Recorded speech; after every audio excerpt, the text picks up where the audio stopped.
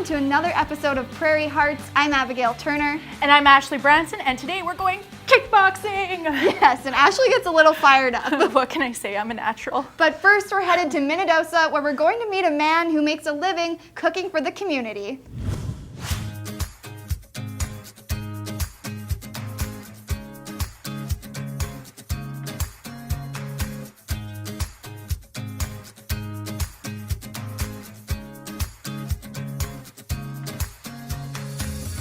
When I came to 2010, they brought me in this Minnedosa to see nice beach, and they got a nice dam and everything and all, so I really love it. And it's a nice place, and it's have a nice historical, nice senior and living people in this small community. And then we decided why not after 10 years, and we found it something in money, so we thought let's go and have it. Start with the small ones, so maybe if I grow in the future they might think about something bigger.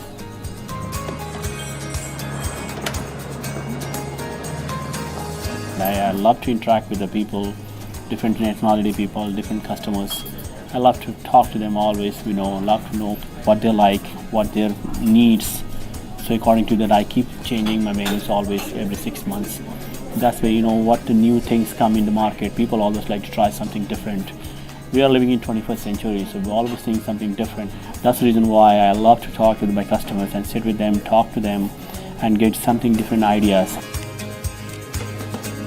We have a new chef, and he used to work in Winnipeg, so recently he has joined our team, and it's good talent, and we appreciate that. We really like it.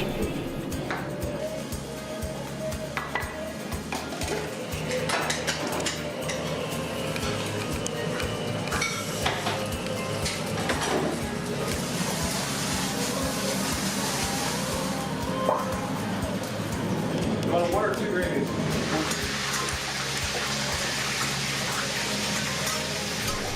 I moved back to be with my parents, and they told me about this place, and I came and talked to him. He said he was hiring, and I was kind of iffy about it because it's a new restaurant, right, new people, but I get along with the cooks, I get along with the owner, we all joke around, so it's kind of like, it's very stress-free, it's not like he's breathing down my neck trying to get me to do things, so I've seen bosses sitting back there, it doesn't help.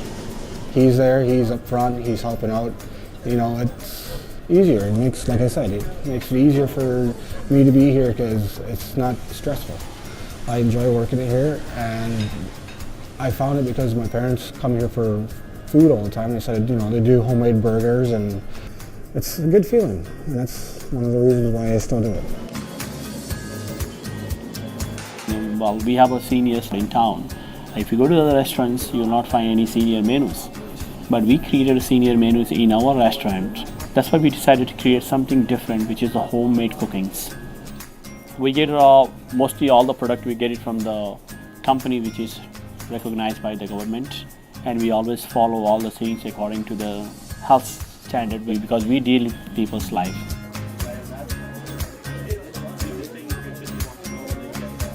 Also the people who travel from the different provinces, and they come in and try, and they give you good references, a good name to some other people's. So that makes me more proud and for myself. When you can do it at home, even though you do it all day, it's still there. It's like I love cooking for people. I like people enjoying food. It's not just a job where I come here and go home and say, oh, I spent doing this all day, I don't want to do it at home. I do it at home too, so that's when you know it's a passion. And when I go to the customers, I want to make sure that he should be happy with that food. That's what I mean. If he's happy, I'm happy. That's my main goal. All that food looks so good. Yes, but that doesn't mean it's good for you. Yes, that's true. And finding the time to eat healthy while you're in school can be really difficult. Lucky for us, I met someone who has some good tips for eating healthy. College. One of the most important milestones in some young adults' lives. But while many people will tell you that your college experience will be the greatest time of your life, it actually can be quite stressful. From early mornings to the seemingly never-ending stack of homework, it's easy for students to forget about taking care of themselves. Not knowing how or where to start can be intimidating. Speaking to a registered dietitian is a great step in the right direction.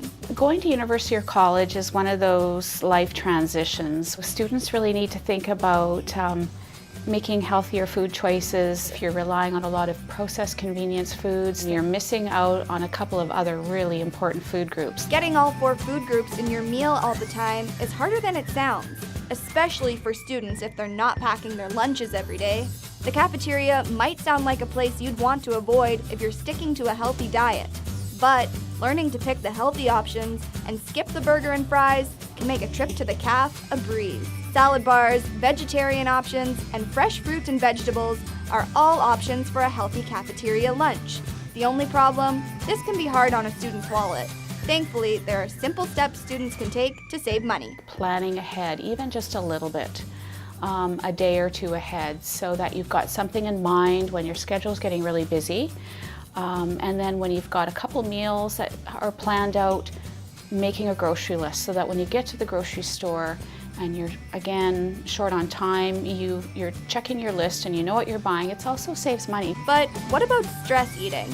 When the stress builds up, it's easy to reach for potato chips or chocolate instead of an apple. But there are many other options out there to combat against stress. Taking care of yourself and looking for other ways of reducing stress and practicing mindfulness rather than turning to food. I know that's easier said than done. Incorporating exercise into your schedule, like even just a 10-minute walk around the block would do a lot in helping reduce stress.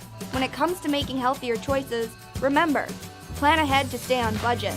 Try to eat the daily recommended portions from all of the 4 food groups. And find other ways to reduce your stress and skip the junk food. And finally, if you have any other questions, be sure to ask for help. You can speak to your doctor or a local registered dietitian to get more information. Plus, Manitoba has a Dial a Dietitian number that you can call 24/7. It will connect you to a registered dietitian who is able to answer all of your dietary questions. Eating healthy is only half the battle when it comes to staying fit. The other half is staying active. Exercise doesn't have to be boring, and we learned that firsthand. We checked out a local kickboxing class and learned about a fun way to stay in shape.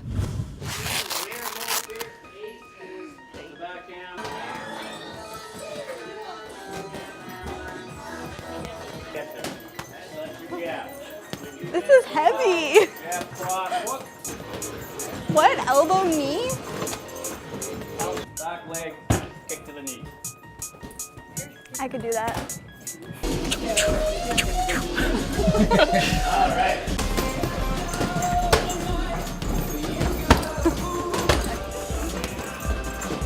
That's it. Excellent. Everything is different. When I teach the cardio class, the technique that I'm showing is based on board breaking. So all the different punches that you'll see, I know how to have the proper body alignment to break a board doing that. So it's, for me, important to teach that level of technique so that the person wouldn't get injured. Just off to the side, and it turns. Off to the side, and it turns. You don't want to be too far away to hit with that front hand. Turn with that back. Turn with that back. That's better. Watch that, it's going straight. That's it. This is kind of fun, actually. People aren't coming here because they watch boxing. Right. They're here because they want to use the techniques that they see in boxing to get into shape, and they see a boxer's in good shape. So let's do that. We'll get into shape doing that.